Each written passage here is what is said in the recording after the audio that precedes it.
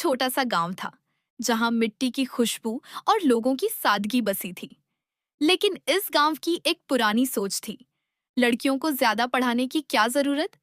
यहीं रहती थी 14 साल की गुड़िया। गुड़िया बहुत होशियार थी। उसकी आंखों में सपने थे, टीचर बनने का सपना। जब भी वो स्कूल के पास से गुजरती, उसकी नजर ब्लैक बोर्ड पर लिखे शब्दों पर टिक जाती। लेकिन उसके पिताजी हमेशा कहते, लड़की हो, घर का काम सीखो, पढ़ाई तुम्हारे काम नहीं आएगी। गुड़िया चुप हो जाती, पर उसके सपने कभी चुप नहीं होते। एक दिन गांव में एक नई टीचर आई, सुमन दीदी। उन्होंने देखा कि लड़कियां स्कूल नहीं आ रही हैं। वो घर घर जाकर सबको समझाने लगी कि पढ़ाई हर बच्चे का हक है, लड़का हो या लड़की। जब सुमन दीदी गुदिया के घर पहुंची, तो उन्होंने उसके पिताजी से कहा, अगर गुदिया पढ़ेगी तो सिर्फ उसका नहीं, पूरे घर का फ्यूचर बदलेगा। पहले तो पिताजी ने मना कर दिया, लेकिन गुदिया की आंखों में आंसू देखकर उनका दिल पिघल गया। उन्होंने एक शर्त पर हाँ की, घर का काम भी करेगी और पढ़ाई भी। गुड़िया के लिए यही बहुत था। अब उसकी जिंदगी बदल गई। सुबह जल्दी उठकर वो पानी भरती, घर का काम करती और फिर स्कूल दौड़ कर जाती।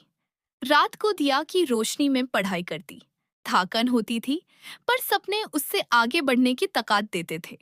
समय बीता, गुड़िया हर क्लास में टॉप करने लगी। धीरे धीरे गांव के लोग भी नोटिस करने लगे। देखो, गुड़िया कितनी तेज है। जिन लोगों ने कभी लड़कियों की पढ़ाई का मजाक बनाया था, अब वही अपनी बेटियों को स्कूल भेजने लगे।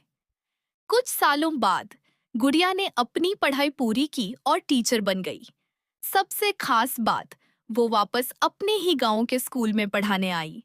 अब वही गुड़िया जो कभी स्कूल जाने के लिए तरासती थी, दूसरी लड़कियों को पढ़ने के लिए इंस्पायर कर रही थी। एक दिन उसके पिताजी स्कूल आए। उन्होंने गुड़िया को बच्चों को पढ़ाते देखा। उनकी आंखों में गर्व था। वो धीरे से बोले, बेटा, मैंने गलती की थी, पर तुमने सब कुछ बदल दिया।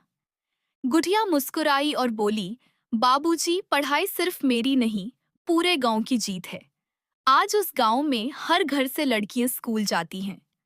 लोग समझ गए हैं कि बेटी की पढ़ाई सिर्फ एक सपना नहीं, बल्कि बदलाव की शुरुआत है।